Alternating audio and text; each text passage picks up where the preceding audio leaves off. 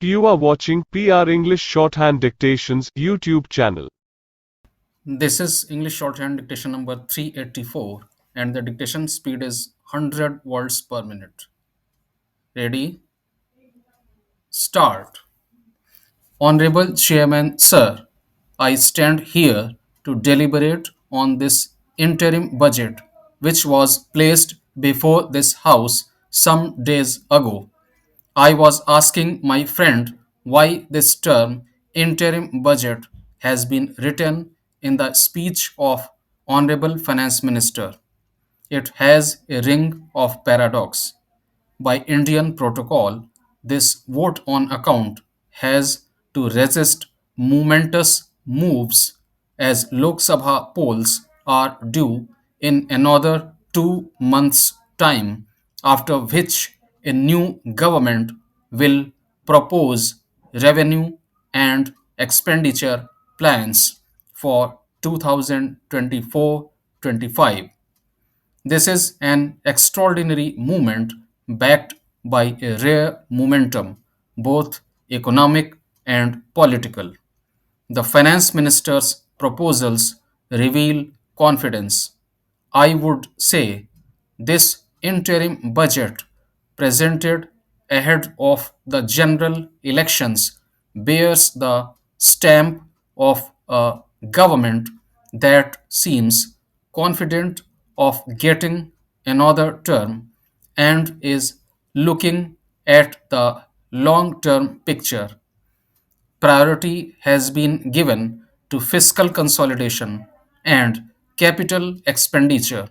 Even populism has taken a back seat.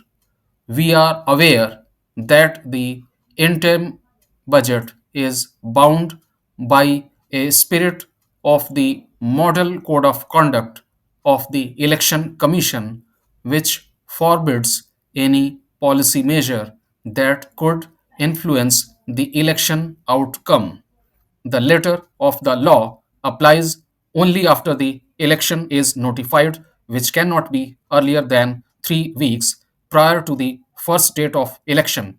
In an election year, in a welcome return to transparency and convention, this interim budget has stuck to the essentials.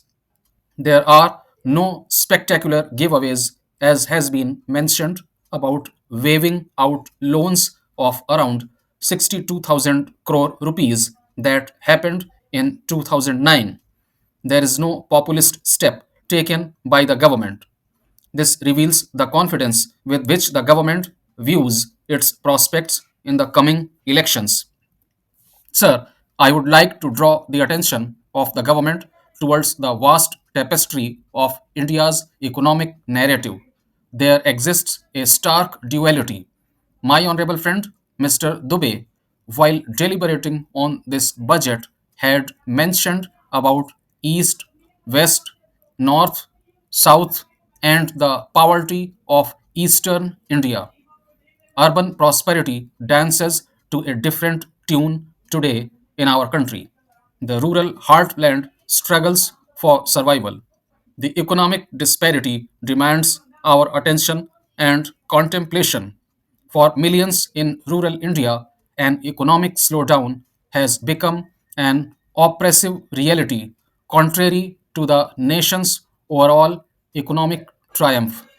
The crux of the issue lies in the fraying fabric of rural employment. Fewer jobs, intensified competition, and decreasing farm output erode the financial stability of those living in the agricultural hinterland. The narrative of rural India's struggles contrasts sharply with the urban success story. The sale of smartphones and SUVs underscores a thriving consumer market. Yet, this urban affluence appears as a mere echo in the vast rural landscapes where two wheeler sales are considered a barometer of rural consumption. Therefore, I would say the time is ripe for introspection and action for the very essence of inclusive growth that India aspires to achieve. Sir, I would also like to draw the attention of the government to the other two issues. One relates to railways, as the budget also covers railways to a greater extent. I would say that less than 50% of the railway passengers have insurance cover. Odisha witnessed a major rail accident some months ago, which also forced the Prime Minister to visit that place. A large number of people died in that accident where three trains collided with each other. The deadly Odisha train tragedy that claimed 288 lives and left over 920 injured has brought to the fore a serious issue of train journey not being covered by insurance unless opted for in the online booking of tickets. Indian Railways is the fourth largest railway system in the world by size and carries over 800 crore people every year. I wonder why all railway passengers cannot be insured. Why can Indian Railways not make the insurance coverage mandatory for all passengers? They can seek a premium from passengers and insure the traveler through insurance companies. Railway officials have stated that insurance was included by default in all train tickets over a decade ago before 2014, but it was stopped after insurance companies backed out, citing huge losses due to high incidents of train accidents in those years. Indian Railways, however, pays a compensation of rupees 8 lakh as awarded by Railway Claims Tribunal for death of passengers and as decided on the basis of loss of earning capacity.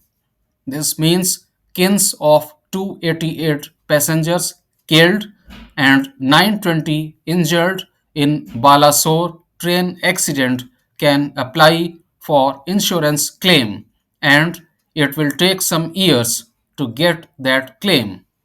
I would urge upon the government to consider this aspect and ensure all passengers, especially those who are traveling in general coaches. Another point which I would like to mention here is relating to the subsidies, which I think some members also have mentioned today during deliberation. The central government provides various subsidies such as food subsidy, subsidized fertilizer, petroleum subsidy for LPG, and interest subsidies. Here, I would like to mention about fertilizer subsidy in a nutshell. Fertilizer subsidy is paid to manufacturers and importers who sell fertilizers to farmers at less than market prices. In the production of fertilizers, India is heavily dependent on imports for procuring raw materials.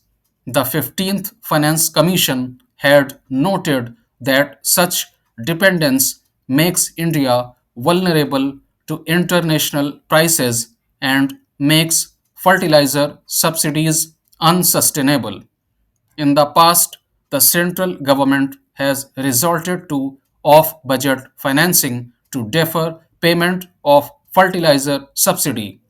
The Standing Committee of Parliament on Chemicals and Fertilizers in 2020 had observed that several fertilizer plants operate with very old technology.